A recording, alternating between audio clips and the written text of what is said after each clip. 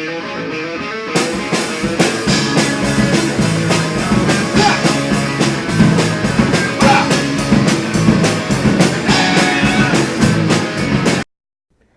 guys, welcome back to Exit Music for a Film. I'm your host, Ken Perry. This high my fire, but no higher, no hotter. Today's episode, Midsommar. Midsommar is Ari Aster's follow-up to last year's Hereditary, which was definitely the horror film of 2018. This is another psychological horror film, just as Hereditary was. And if I had to describe this film in a couple words, it would just be unsettling and unnerving for sure. This film was truly and uniquely odd. I was on the edge of my seat throughout the entirety of the movie just due to what Hereditary was last year. And I have to mention right off the top that the cinematography of this film was absolutely unique and blew me away. The setting was really cool as it took place entirely in the sunlight throughout the film, and that's something we never really get to see, in the genre of horror in general. And that was just a really, out of the box idea, and I think it worked very, very well for the film. The story follows a group of friends that travel to Sweden to visit a rural hometown's fabled midsummer festival.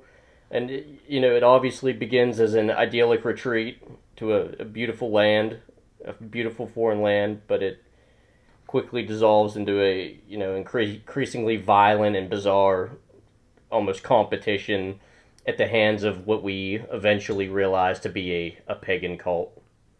I have to say that even though this is a common issue in the genre of horror, I thought all of the characters were pretty underdeveloped. I didn't really feel any, emotional ties or feelings about any of the characters, really. I wasn't worried about what happened to them. But I really disliked pretty much every male character in this film. I thought they were the group traveling to Sweden. They were all pretty much just shitty people, just caring very much about their theses and whatnot, and they did not respect any of the rules that the leaders had placed out in front of them, as they did say they agreed to let them do their thesis, their college thesis, on the midsummer rituals that went on in the town. But again, I did not find any male character in this film, likable whatsoever. The main character, Danny, who was played by Florence Pugh, I thought she did a pretty good job, as she was just kind of the audience's, guide into firsthand look into seeing what was going on in our guide into this midsummer festival held by this small Swedish community. I think she did a pretty good job in the film, and I enjoyed her performance. This movie's also referred to some as somewhat of a breakup movie, which I find partially funny. I mean, it is a breakup movie, but I just find it funny that was noted pretty early on in the release of this film. That's another reason I disliked all the male members of this cast, is they had no sympathy for Danny. As the movie opens with there's a beginning tragedy where Danny finds out that her sister has performed pretty much a murder-suicide with her, as she lets her car run and fumigates the house and kills her and her two parents as well. And we just see that Danny's devastated, and that her boyfriend's, by her side. But throughout this, and even after this tragedy happens, he's thinking of breaking up with her, and his buddies are, totally behind him, and are even like really pushing him to break up with her.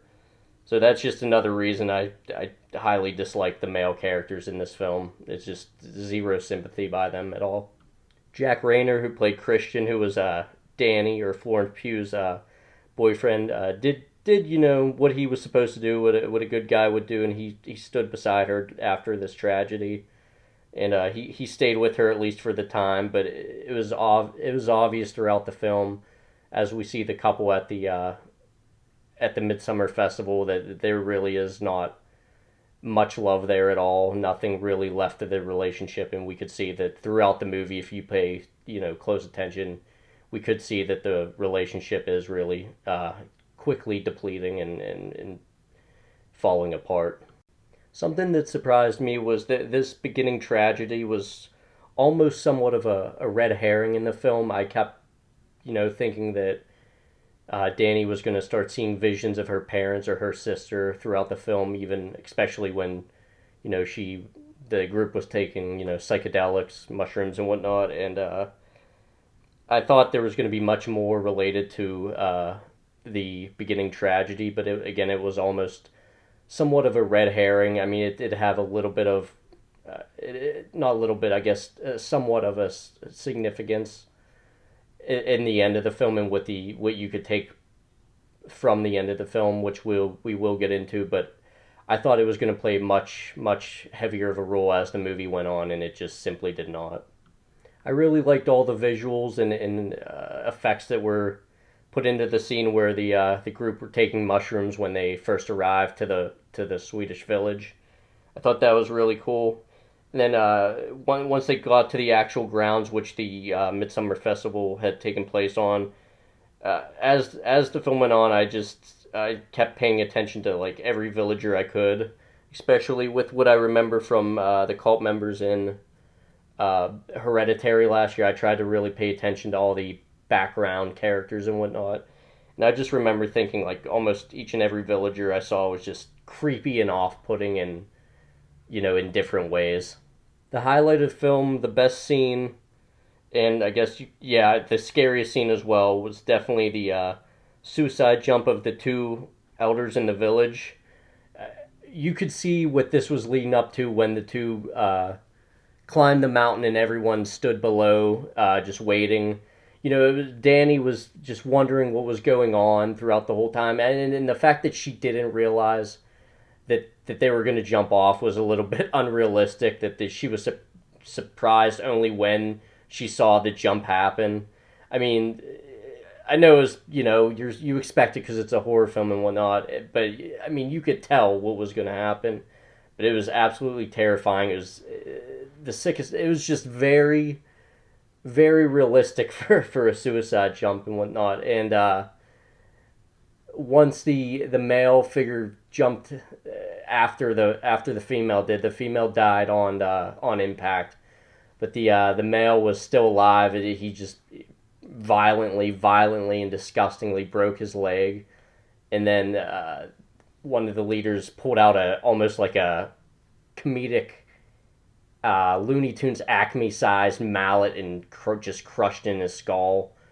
Which, I mean, I've never seen a skull crushed in, but it was fucking violent and looked what I would imagine that would look like in real life.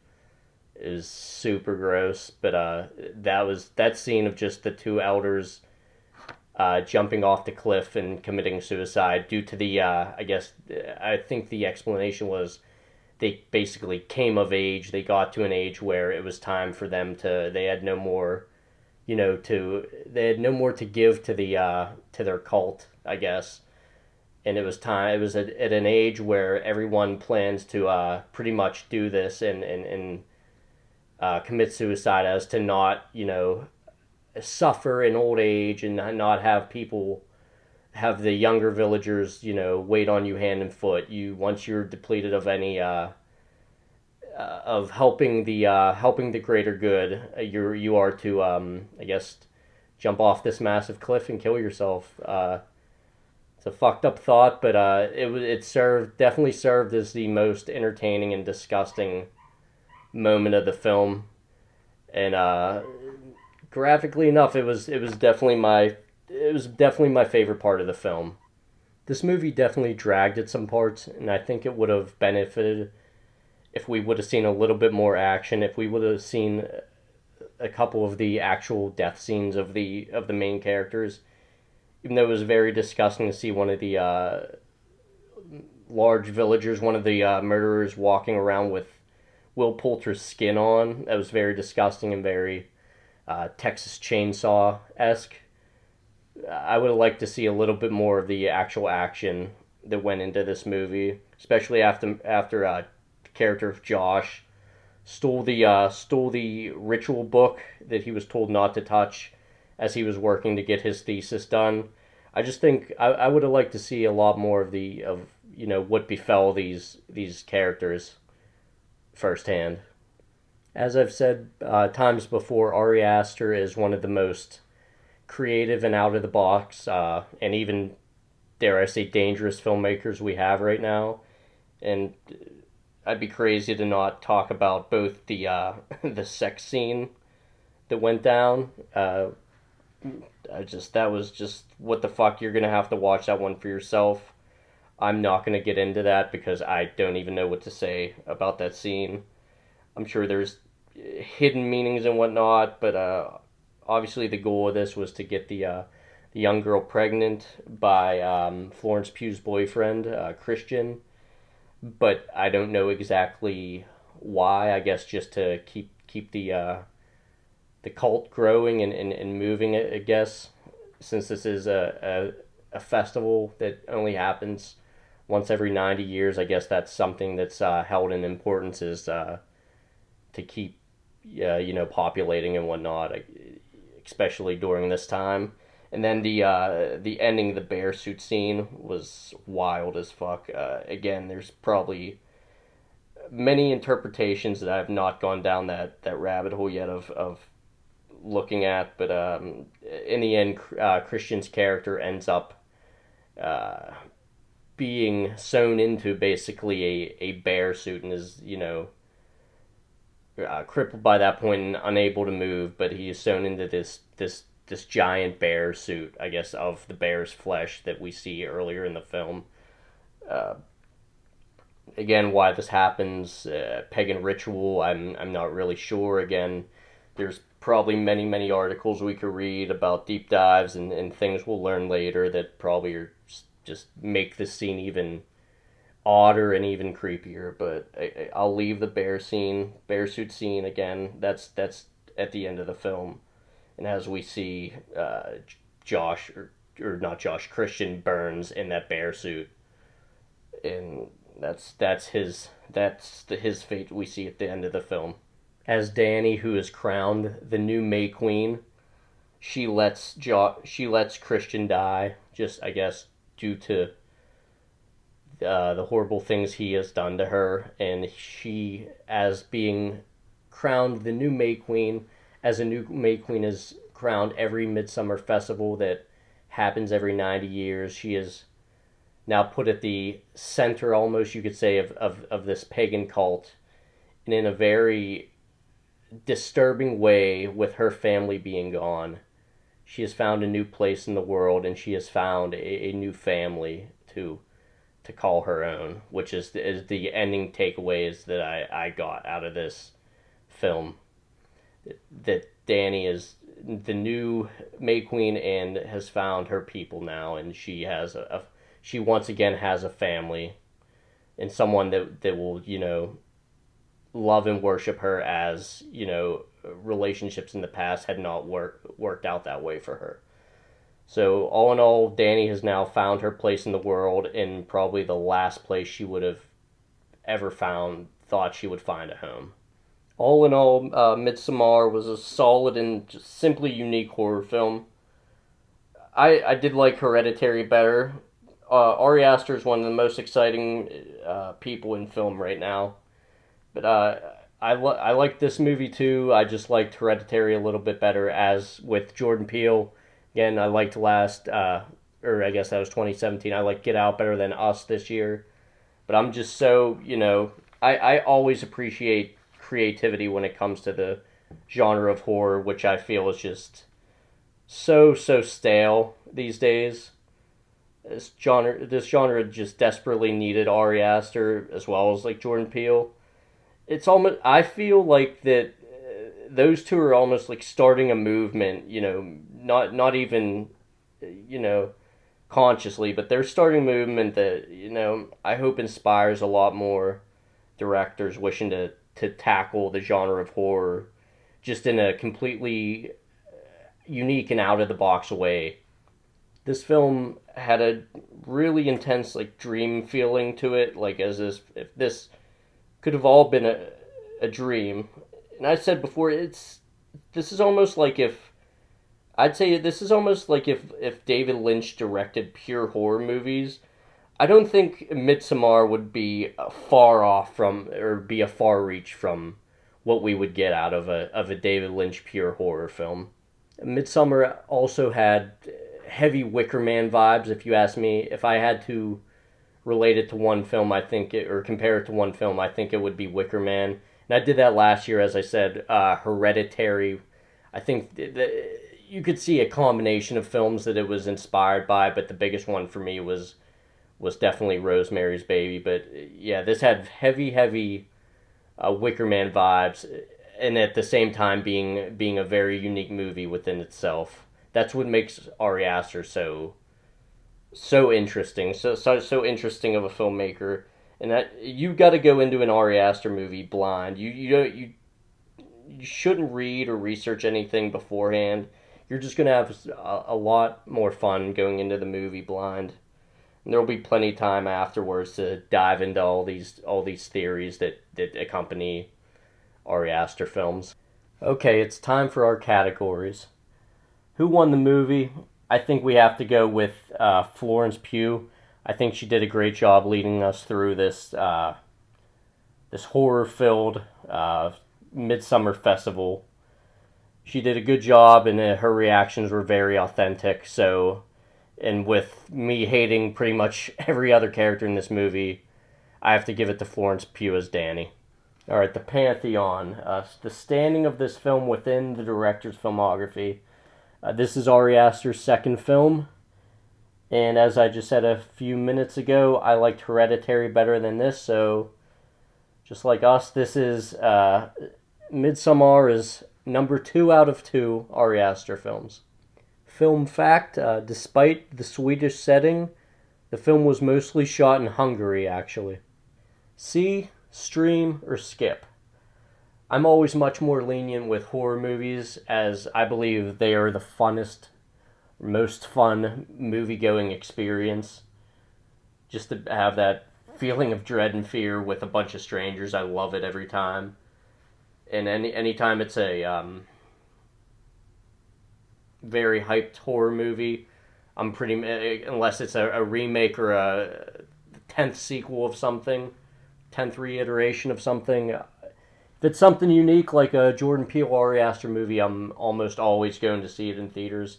So for that fact, this movie was very unique and fun and different with the whole being light throughout the film aspect. I'd say go see this movie. I had a really fun time in the theater.